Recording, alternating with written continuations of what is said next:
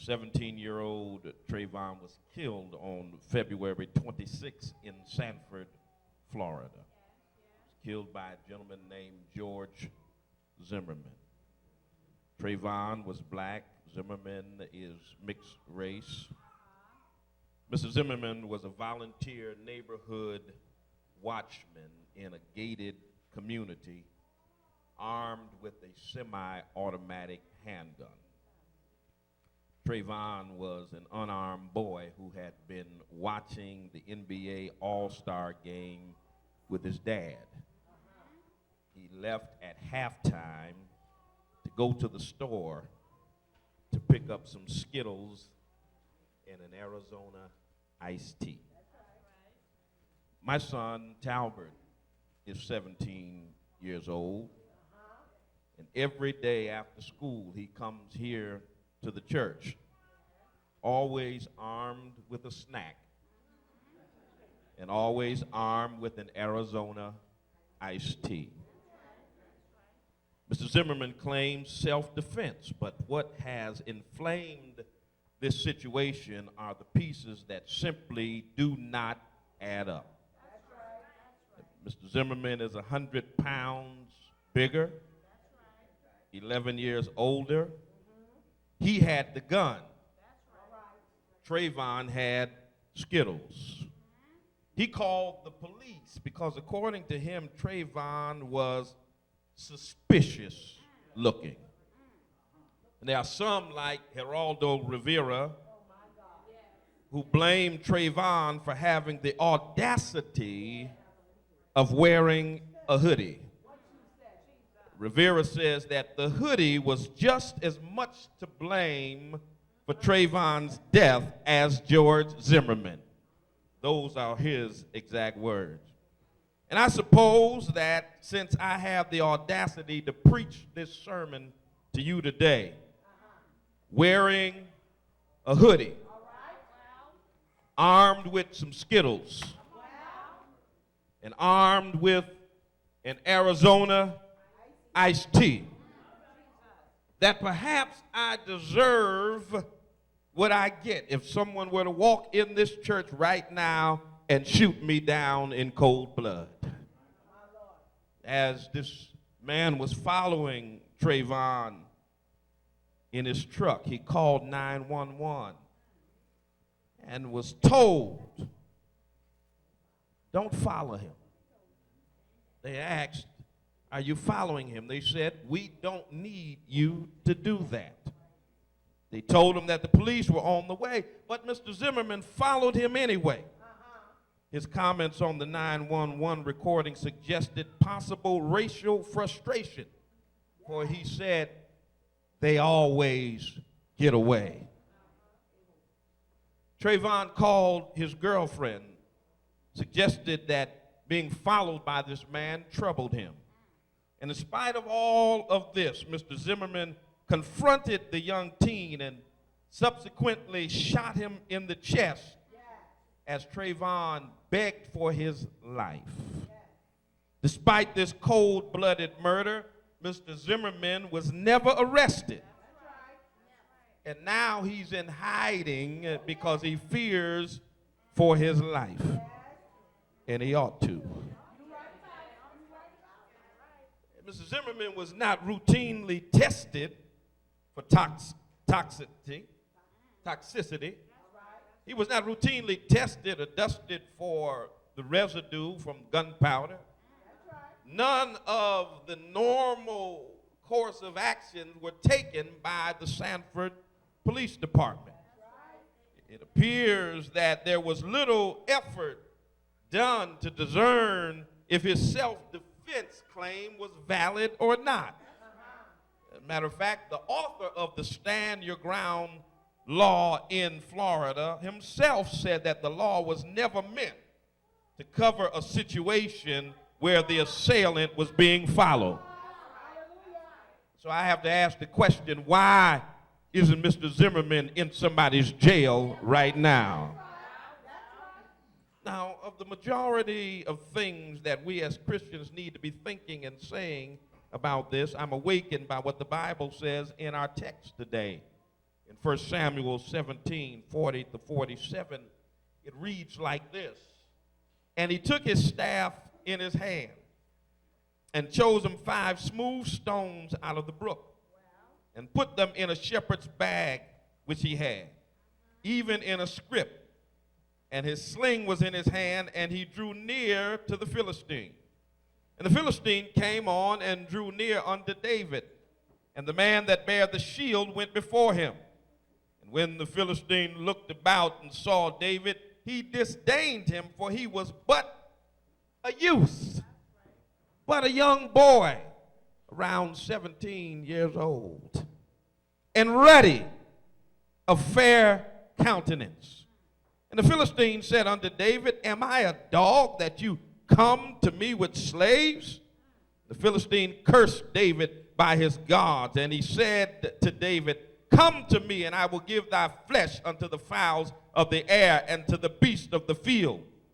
Then said David to the Philistine, Thou comest to me with a sword and with a spear and with a shield, but I come to you in the name of the Lord of hosts, the God of the armies of Israel, whom thou hast defied. This day will the Lord deliver thee into my hand, and I will smite thee and take thine head from thee, and I will give the carcass of the host of the Philistines this day unto the fowls of the air and to the wild beasts of the earth, that all the earth may know that there is a God in Israel.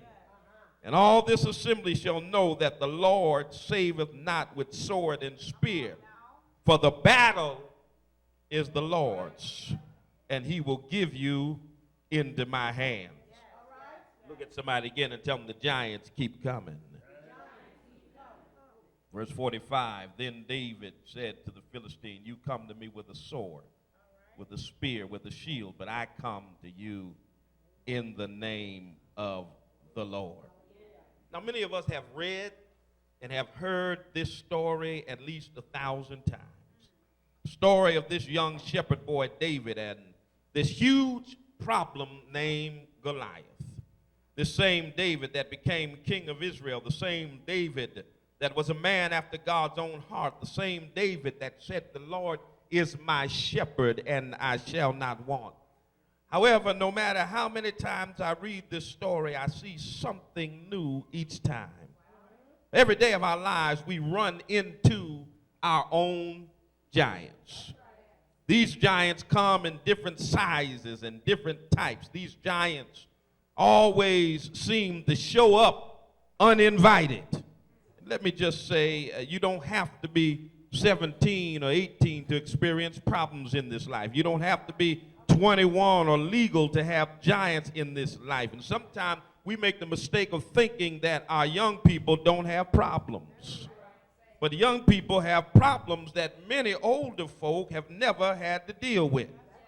Come on, old folk, y'all help me out here. You remember there used to be a time when crack meant a hole in the wall. Do I have a witness in here? There used to be a day and a time when grass was something that you mowed. Am I right about it? There used to be a time when Coke was a soft drink. Some of y'all remember that time. And there are a whole new set of problems that our young people have to deal with. In fact, it seems like problems get worse and worse, and that's why we need to spend some more time encouraging our youth instead of always getting on their case every time we see them. You see, every time we turn around, we're battling giants. Giants at school. Giants at home. Let me tell you a little secret. We even battle giants in the church. My sisters and brothers, all around us are giants. I heard one songwriter say, if it ain't one thing, it's another. The giants just keep on coming.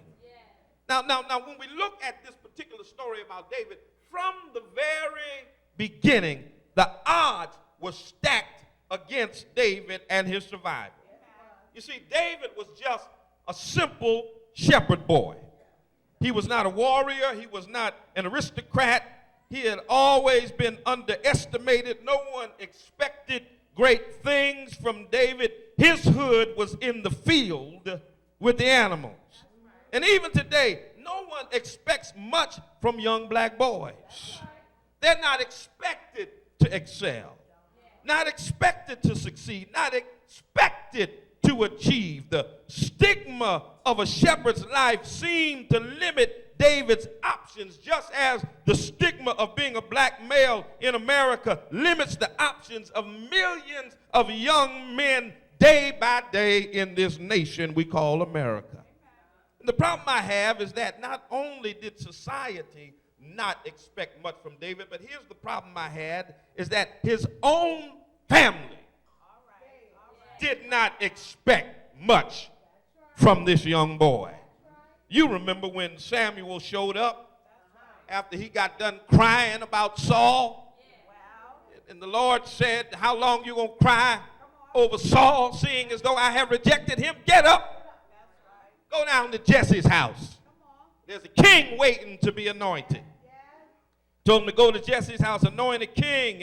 And when he got there, all of the other young men were brought up before the prophet.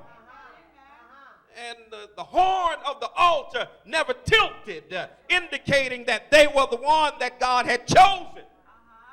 And so he said, surely there has to be another one because God directed me to your house. And Jesse, David's daddy, didn't think much of David because he said, no, there ain't no other. Oh, wait a minute. There is somebody out in the field. He was a second thought even in the mind of his own father. He was never considered to be a suitable candidate to be a king. And unfortunately, my sisters and brothers, many of our young people are never considered to be a candidate to be great.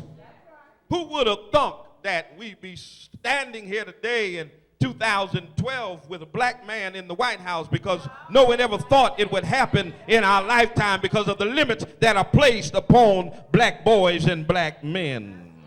Many of our young men live a legacy that is a liability. They have been plastered with a pitiable marker. They've been tattooed with a troublesome title, and they are living down to the expectation that other folk have for them. Young men, may I tell you something today? Don't ever live down to what other folk expect from you. Y'all ain't gonna help me now. Let me tell you, they are expecting you to flunk in school. They're expecting you to hang out on the corner and act like you ain't got no sense. They are expecting you to walk around with your drawers showing and not talking proper English. Yeah, what's up, dog? Hey, yeah. They are expecting for you to rob the old lady that's walking down the street. Don't ever live down to someone else's expectation. Their teachers don't expect for them to succeed. Society doesn't expect for them to succeed. And in many cases, their own family doesn't expect for them to succeed. Y'all know it. Each of you got a sister, got an auntie, got somebody in your life that has told some young black boy in your family, you ain't going to be nothing just like your old daddy. Can I be real in here? You're going to be dead before you reach 18. We have spoken these negative things into the lives of young men, and then we act surprised when they turn out the way that they turn out. Now, let me tell you a little secret here. Let me help you here. It's difficult for you to curse fruit and not curse the tree that the fruit came from. I know y'all ain't, I just lost y'all right here. Y'all ain't feeling me on that one right there. It's difficult to talk about the fruit and not talk about what produced the fruit. Am I in the right house? And that old song that says, southern trees bear strange fruit. Blood on the leaves, blood on the roots. These are our children that are out there. And we often talk about, I don't know what's wrong with these kids out here. What's wrong with them? I know I'm going to lose half the folk in here, but I ain't scared of none of y'all. Amen. We is the problem. Look at somebody and say, we is the problem. We wonder when they cussing folk out. Where you think they learned it? They didn't come out the womb cussing. Oh, God, help me preach this message in here. They've heard it from somewhere. They learned the behavior from somewhere. And David lived in an atmosphere of perpetual danger. For in David's hood, he could be attacked at any time. He could be devoured by the dangerous circumstances that surrounded the life of a shepherd. He had a target on his back. For every wolf, every bear, every lion that wanted to dine on the sumptuous delicacy known as a sheep had the first dispatch of the shepherd. And today, may I tell you that every bear, every lion, every wolf trying to destroy the fabric of black communities, trying to dismantle the stability of the black family, trying to deflate the rise of black people and to put us in our proper place, which in their estimation is the jailhouse and not the White House. They need to destroy the shepherd of the black community, which is the black man. Can I go back and give you some history? When Pharaoh knew that the prophecy was out there, that God was going to raise up a deliverer of his people when they were in bondage, Pharaoh said, here's what we're going to do. We're going to kill all the little black baby boys. Y'all ain't going to help me now. When the maids went out, they were instructed if they have a baby. If it's a girl, let the little nappy-headed girls live. But if it's a boy, you need to kill the boy. Throw him in the river. Don't let him live. Same thing repeated itself hundreds of years later. At the time when Jesus was born, Herod had heard that a Messiah was coming, a deliverer was coming, and he wanted to make sure that nobody rose up somewhere in the future to deliver them. And he gave the same instructions. I need for you to kill all the boys. And that's why Jesus, when he was born, his family fled into Egypt so that they could avoid the destruction of